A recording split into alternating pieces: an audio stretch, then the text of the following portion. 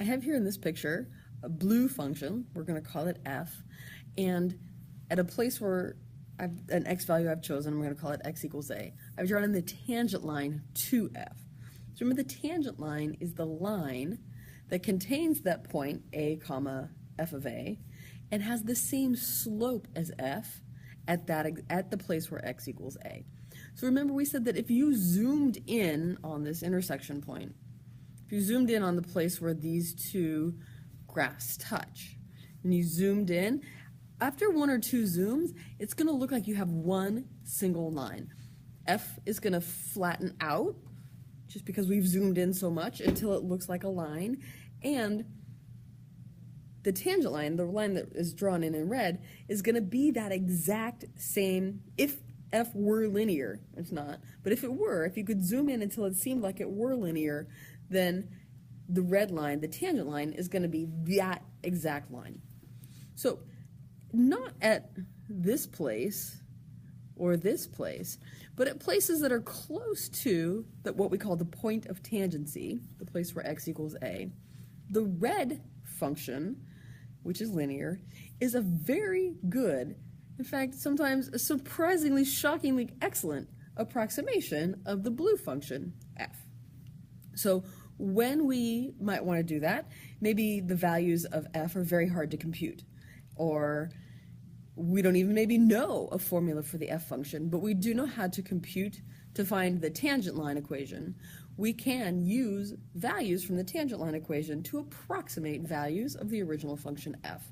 That process is called linearization, using the equation for the tangent line to stand in for the function when the function is either impossible or just really tedious, hard for some reason to compute. So the math here is not necessarily new. We know how to find the equation of a tangent line. We need a slope and we need a point. Well, my point is going to be a as the input value and f of a as the output value. Now I know my x1 and y1 for point slope formula, and to find the slope I'm going to need the derivative. We call it that f prime evaluated at a. So on the next slide, I've collected together all the information we need. So if you love to memorize new formulas, you're going to love what's in the box, because it's sort of the Cliff's Notes version of what we're going to do.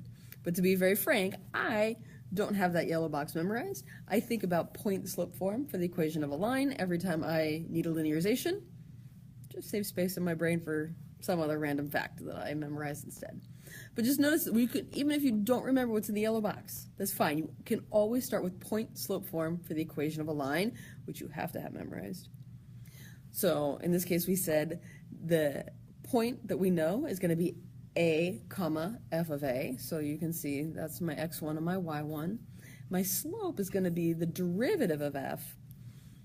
But remember, I can't leave a function there. Slope for a tangent line, slope for any line, is one single number. So I'm going to evaluate that derivative at a. The notation for that value is f prime of a. So I can replace this. You will probably find that a lot of the time that you want to use a tangent line to approximate a function, you will want to have your linearization, your tangent line equation, written as a function. That just means you're going to want to take this, subtract f of a piece, and do whatever algebra you have to do to move it to the other side. So this is simply the point slope form for the equation of the tangent line with the y isolated. That's the same as this. This is the linearization of f of x at the point where x equals a. Notice the only difference between this line and this line is that instead of naming the function y, we've named it capital L of x, implying that you could get output values for the tangent line, output values that are on the tangent line, by using x values from the tangent line as inputs. And the good news, the whole reason we would want to do this is because if you promise you're only going to look at input values that are near the point of tangency, so near places where x equals a, then you can say that f of x is approximately equal to L of x. The original function, which remember the slide before was blue and curvy, is approximately equal to, you can be approximated by this linear equation, which we've named capital L of x. I guess this slide just kind of sums that all up. Once you isolate y, you have a new function. I just happen to call it L of x. You'll find that's pretty common notation, but you can call the function anything you want, capital T of x, T for tangent line. And the original function, f, which is not necessarily linear, is approximately equal to your new function, your linearization, your tangent line function, as long as you've isolated the y. This is isolated, I guess. Can I suggest to you, as you're starting, I think that some of us learned when we were in Algebra 1 that if you ever have point slope form, which we have, well, we started with here, sometimes we have like this reflex that just says, oh, I can distribute. And well, you're certainly welcome to distribute that expression there, and you would get full credit, and there's no error at all.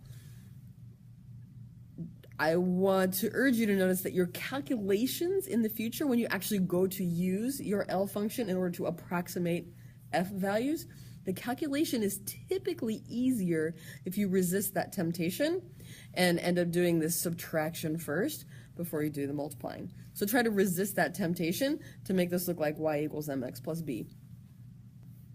Okay, and then I'll just say it one more time. What's in the yellow box? You need to know that. I don't necessarily need you to memorize it, because you can always start with point slope form for the equation of a line, which I know you know by heart, and simply isolate your y at the end. So however you think about that, that's fine, but you need to be able to take a tangent line equation and isolate the y. So make a new function that depends on the input and the slope. So why might you care? You might come in your later high school math and early college math career to take a class called numerical analysis and numerical methods. Sometimes it is, like in the case where you might be using a computer, sometimes it's easier to do lots and lots and lots of multiplying and adding than to do one, I don't know, square rooting or arctangenting. Some functions are just very difficult to compute values for, while some functions, multiplying and adding, are simple for a computer to execute. So if you can change a root problem or an exponent problem or something like that into a series of multiplications and additions, you might find that it serves you better for whatever program you're writing. Have you seen the movie Hidden Figures? I haven't seen it yet, but I don't know if a lot, but some of the math that the women in the movie were doing is sort of, you'll learn about it in Calculus BC, an advanced version of tangent lining. How can you approximate a function if all you know about the original function is its slope and maybe one value? You don't actually have an expression for the function. So they needed to evaluate functions, they didn't even have a function expression for it. This is one way that we can approach that problem. So here you might find that you need, for some reason, maybe you're a computer scientist, maybe you're building a robot, maybe you need to compute cosine of 1.75, but you don't have a calculator to do that. You need to be able to do that using multiplications and additions. So we can do that by using the tangent line approximation. So what are we going to need to know? I'm going to find the linearization of a function. I've named it f, but it's the cosine function. I've been given a place on that function to think about. This would be my a value. I would say a equals pi over 2. And I'm going to need to when I'm finished, what I really want is to know that f of 1.75, I won't be able to say is exactly equal to, but I'm going to want to be able to say is approximately equal to, and then I'll have an expression that has only additions and multiplications, remembering that subtractions count as additions. Okay. So here's what I need. I need to know what my a is. Oops, I see that my pi fell off the top there. This is a is pi over 2. I can compute the derivative. I do need f prime of x, so the derivative of cosine. I see that my negative sign has fallen off there. I'm going to have to come check all these slides, huh? Look at that. Okay.